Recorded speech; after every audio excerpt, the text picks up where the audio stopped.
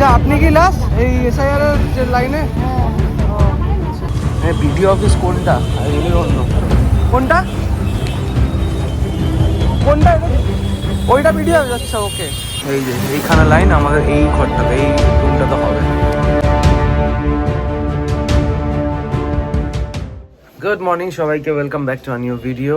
Already 9:15 বাজে। এখন আমাকে বেরোতে হবে, যেতে হবে আমার একটা বিষম ডিউটি পালন করার জন্য, নাগরিক কর্তব্য, যে হচ্ছে এসআইআর এর জন্য হিয়ারিং আছে। সেই হিয়ারিং অ্যাটেন্ড করার জন্য আমাকে যেতে হবে। এখন সবচেয়ে ঝামেলার কাজ। অনেক তাড়াতাড়ি উঠতে হয়েছে, সকালে উঠে কিছু কাজ ছিল সেগুলো আমি কমপ্লিট করলাম, করে এখন ফাইনালি বেরোবো। দেখা যাক কত তাড়াতাড়ি ফিরতে পারি, কারণ কি আবার এসে আমাকে নিজের অফিস জয়েন করতে হবে। এটা ওই যে বললাম, বিষম কর্তব্য। না করলে দেশের নাগরিক বলে গাউন্ড হবো না। আমি চাই না আমাকে ভাই লোকের দেশের নাগরিক থেকে অন্য দেশের নাগরিক বানিয়ে দিক, তাই জন্য আমাকে যেতেই হবে, কিছু করার নেই। উঠতে পারো। শোনো, আমাকে এখন যেতে হচ্ছে, ঠিক আছে? কাজে যেতে হচ্ছে। আর তুমি ঘুমালে চলবে? একটুখানি আদর না করে গেলে হবে?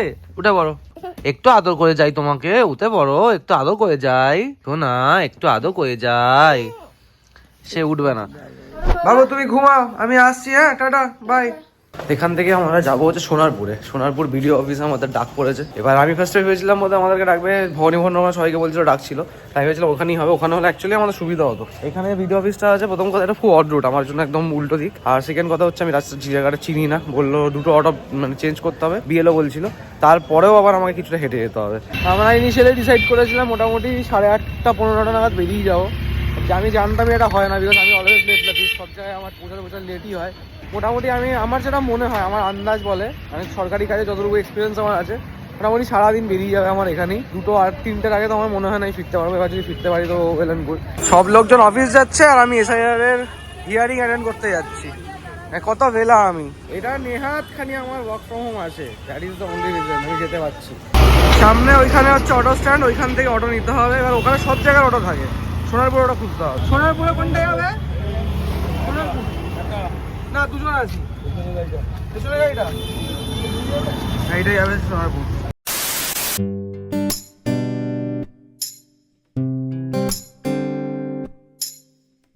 আমরা সোনারপুর পৌঁছালাম, সোনারপুর স্টেশন। সোনারপুর স্টেশনে এসে জিজ্ঞেস করছি, আমাকে বললে আপনি একটু আগে বলতে হতেন, তাহলে আপনাকে একটু আগে নামিয়ে দিতাম। ওইখান থেকে বললে আপনার ইজি হতো। আমি তো জানি না, এই সাইডে আসিনি।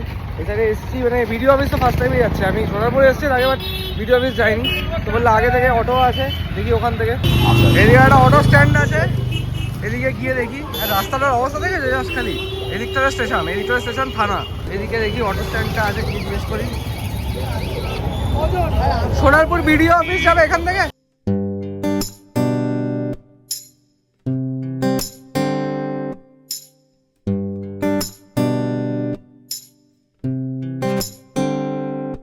A few moments later. আমরা সোনারপুর বিডিও অফিসের যেখানে আসে লাস্ট অটো, যেখানে স্ট্যান্ড, সেখানে পর্যন্ত পৌঁছে গেছি।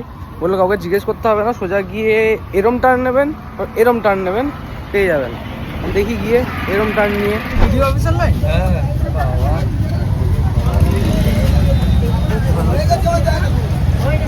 এইখানে লাস্ট। যা আপনি কি লাস্ট এই এসআইআর এর যে লাইনে? কতটা লাইন গেছে? কোথায় বিডিও অফিস এক্স্যাক্টলি কোথায় জানেন না? না কোন জায়গায় লাইনেই দাঁড়িয়ে আছে। লোকের লাইন দেখে দাঁড়িয়ে পড়ছে। ওটা যেটা ছিল ওটা পঞ্চায়েতের লাইন, যেটা বুঝতে পারলাম আমি। ওটা পঞ্চায়েতের জায়গা আছে রাজপুরের সেদিকের, আর আগে আছে বিডিও অফিস। আমি একবার গিয়ে দেখি আগে, তারপরে ফোন করবো। লাইনে দাঁড় করিয়ে রেখে এসেছি ওদেরকে।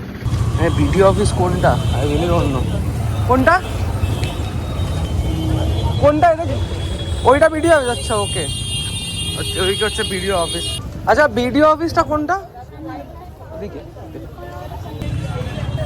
এইটা হচ্ছে বোধহয় বিডিও অফিস। ওদিকে অনু আসছে।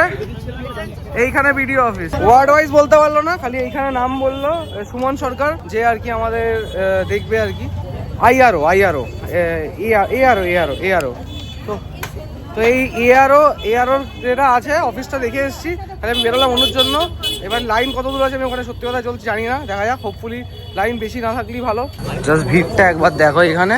ওই যে ওখানে গোলাপ গাছ দেখা যাচ্ছে, গোলাপ গাছের ওখানে বললো এইখান থেকে। আচ্ছা, এইখানে লাইন গেছে। আরে ভাই সাহাব, আমরা অ্যাকচুয়াল লাইন খুঁজে পেয়েছি যেখানে আমাদের দাঁড়াতে হবে। এদিকে বিএলওকে কল করছি, বিএলও কল ধরছে না। যাই হোক, আপনারা তো লাইনে দাঁড়িয়েছি, পিছনে দেখতে পাচ্ছ লাইন। হ্যাঁ, তাও কম আছে বাকিগুলোর থেকে। এই যে এইখানে লাইন, আমাদের এই ঘরটাতে, এই রুমটাতে হবে। মিস্টার সুমন সরকার। 1 hour later. লাইন আমাদের বেশ খানিকটা এগিয়েছে, তাও এখনো পর্যন্ত আমরা সব কাগজপত্রগুলো রেডি করে হাতে নিয়ে আবার দাঁড়িয়ে আছি। পিছনে ওই লাস্ট থেকে শুরু করেছিলাম, এতটা এসেছি এখন পর্যন্ত। 1 eternity later.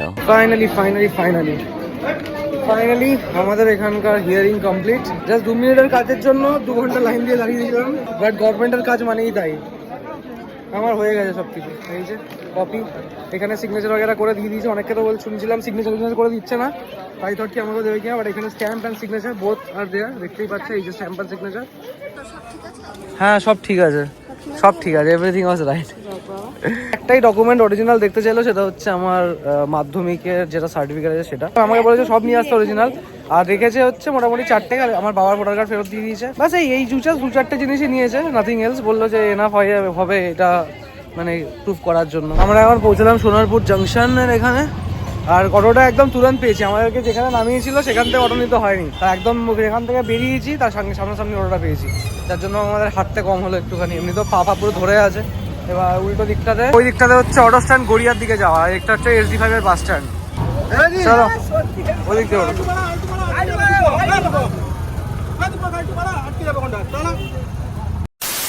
আমরা বাবু নিয়ে এসছে। আর আমরা ফাইনালি ঘরে এসে পৌঁছলাম, এখন বেজে গেল 2:45। একজন আমাকে সকাল থেকে অনেক মিস করেছে, তাই তো বাবু? ইয়ে আসো আমার কাছে আসো। ও আচ্ছা, না তুমি তো আবার ন্যাংটু পথে ঘুরে বেড়াচ্ছ। খুলে দেবো? আচ্ছা খুলে দিচ্ছি। চেঞ্জ করে নিয়ে এবার একটুখানি রেস্ট নেবো, তারপরে স্নান করতে যাবো। A few minutes later. আমি জাস্ট চান করে এলাম, ঘরে এসে লগ ইন করলাম ফার্স্টে, তারপরে চান করলাম। তার মাঝখানে একটুখানি লগ ইন করে ওর সাথে একটু খেলে নিতে হলো। কেন কি আমার বাবু সকাল থেকে আমাকে মিট করছিল, না খেললে হয় না, এই জন্য। এ দেখতে পাচ্ছ সুপারম্যানের পোশাক পরে আছে, দেখি দাও তোমার সুপারম্যানের কেপটা দেখিয়ে দাও বাবা, তোমার সুপারম্যানের কেপটা দেখিয়ে দাও। ইয়ে হ্যাঁ, সুপারম্যান সেজেছে। ও সুপারম্যান সাজতে হবে, আমাকে সুপার ভিলেন সাজতে হবে। ও আমাকে এসে এমনি করে করে মারবে। ওর সাথে একটু খেলাধুলা করলাম, তারপরে খাওয়া দাওয়া হয়েছে এখন ওর ফাইনালি। আর এখন দেখছে এই যে ওর মেডিসিন। এটা ফাটা বেলুন দিয়ে কি করো? ফাটা বেলুন ফেলে দাও, ফাটা বেলুন দিয়ে ফাটানো যায় না। তুমি নতুন বেলুন নিয়ে আসো, ফ্রেশ বেলুন নিয়ে আসো, ফুলিয়ে দেবো তোমাকে আমি, ঠিক আছে? লাগছে কিন্তু বেড়ে সুপারম্যানের কেপটা পরে। 9:30 উপরে বেজে গেল, 9:40। আমি জাস্ট নিজের কাজ শেষ করলাম। আমাদের বিকেলবেলা যে যাওয়ার কথা ছিল সরস্বতী পুজোর বাজার করার জন্য, সেটা আমরা যেয়ে উঠতে পারলাম না। আবার কালকে সকালবেলা ওটার জন্য যেতে হবে, কাজের একটু প্রেশার ছিল বলে। এখন রাত্রেবেলা একটু ডিনার বানাতে যাবো, আর ডিনারে একটুখানি তরকা আর একটু চিকেন বানাবো।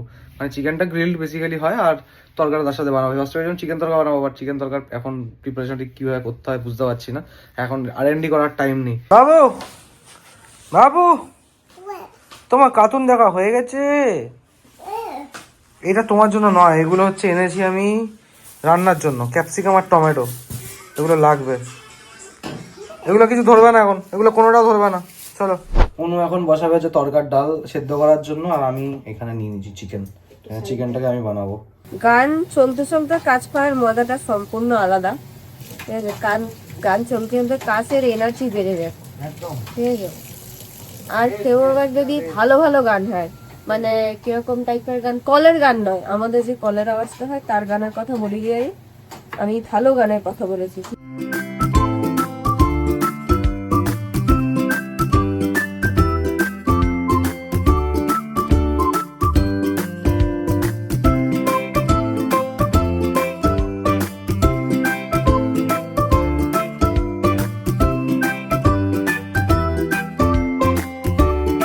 এদিকে আমার তরকা হয়ে গেছে রেডি, আর এদিকে এখন খাবার বাড়াজ হবে।